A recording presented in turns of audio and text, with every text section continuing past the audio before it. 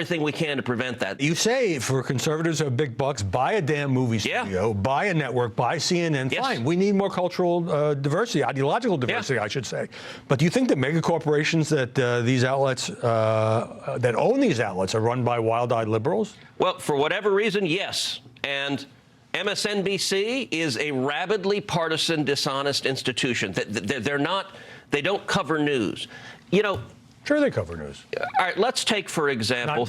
Not in the way you like. No, they don't. No, they don't. And I'm going to give you an example. 3 weeks ago, I and several other senators forced a vote on the Senate floor on emergency military funding for Israel because Joe Biden and Chuck Schumer are holding Israel funding hostage for the rest of their political priorities.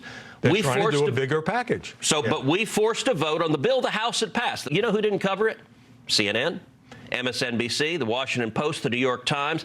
It simply didn't exist. They literally had come from an Israel march to go to the Senate floor and vote against emergency military funding for Israel. And the reason is the corrupt corporate media covers it up and hides it.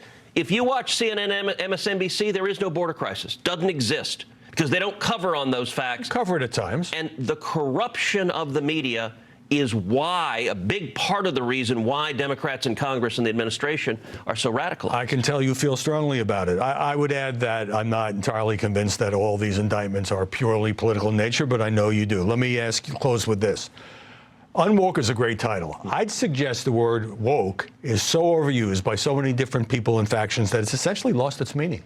Well, yes and no. Look, people understand it and they don't like it. They understand it is about censorship. It is about canceling people. It is about silencing people. And I do want to mention to your viewers, it's been a bestseller. People, it's interesting. It's fun.